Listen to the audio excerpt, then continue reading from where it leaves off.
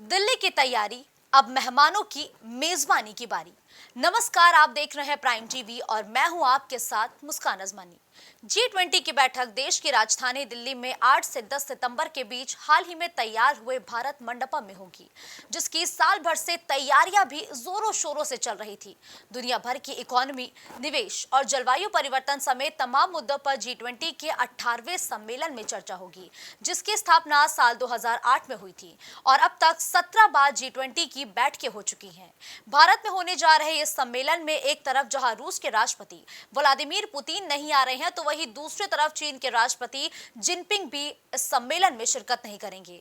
चीन की तरफ से इस सम्मेलन में वहां के प्रधानमंत्री को भेजा जा रहा है।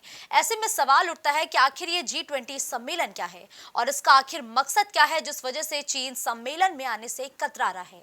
G20, जिसकी मेजबानी इस बार भारत कर रहा है, ये दरअसल G8 देशों का विस्तार है। शुरुआत में एक G7 ग्रुप होता था, जिसमें Canada, America, Germany, Italy, France, Japan और ब्रिटेन इसके सदस्य होते थे। लेकिन रूस 1998 में इससे जुड़ गया। लेकिन 1999 से पहले एशिया कुछ सालों से आर्थिक संकट से जूझ रहा था और इसके बाद जर्मनी के बर्लिन में G8 की बैठक के दौरान G20 का गठन किया गया।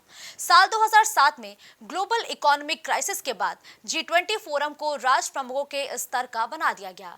G20 समूह की पहली जो सम्मेलन है वो अमेरिका के वॉशिंगटन DC में आयोजित हुई थी और भारत में G20 का ये 18वां सम्मेलन है और 19वां सम्मेलन ब्राजील में 2024 में भी हो सकता है।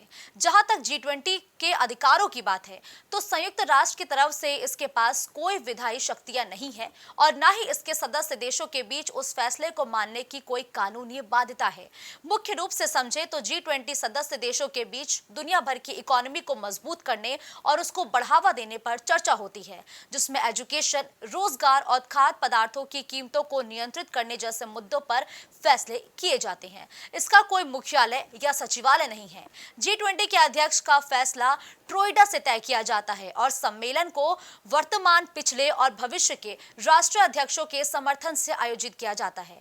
आसान भाषा में समझाएं तो इस बार ट्रोइका में भारत, इंडोनेशिया और ब्राजील है।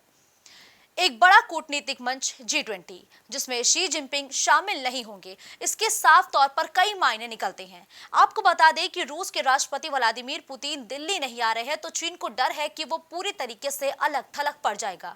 ऐसा इसलिए क्योंकि G20 के पुराने सम्मेलन पर अगर हम गौर करें तो हम ये पाएंगे कि इस दौरान पिछले साल एक तरफ चीन और रूस, दूसरी तरफ उनके खिलाफ 18 देशों ने एक रेजोल्यूशन पास किया था।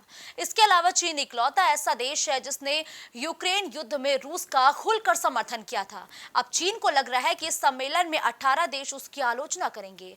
इसके अलावा भारत का कहना है कि G20 की बैठक में अफ्रीकी संघ को भी सदस्य बनाया जाए, जिसमें 55 देश भी शामिल हैं। अगर अफ्रीकी संघ को सदस्यता मिलती है तो चीन को वहां भी प्रभाव उसका कम होता हुआ नजर आएगा, जिसका चीन को सीधा सीधा डर है। चीन कहीं भी भारत का प्रभाव बढ़ते देखना नहीं चाहता है। फिलहाल चीन नहीं आ रहा है। चीन की तरफ से अगर हम बात करें तो चीन के राष्ट्रपति इस सम्मेलन में शिरकत नहीं करेंगे, वहां के प्रधानमंत्री शिरकत करेंगे। तमाम कई मायने निकल के आ रहे हैं, लेकिन मुख्य बिंदु यही है कि फिलहाल भारत जो है वो G20 सम्मेलन के लिए तैयार हो चुका है। डेलीगेट्स के लिए खास तौर पर इंतजाम किए गए हैं। जमीन से लेकर आसमान तक सुरक्षा के पुख्ता इंतजाम किए हैं। 2 दिन तक चलेगी ये बैठक, जिसमें तमाम कई ऐसे बड़े मुद्दे हैं जिस पर चर्चा होगी, जिस पर विचार विमर्श होगा और आगे दुनिया भर की रणनीति कैसी होती है, किस रणनीति पर वो काम करती है, इस पर भी सहमति बन सकती है।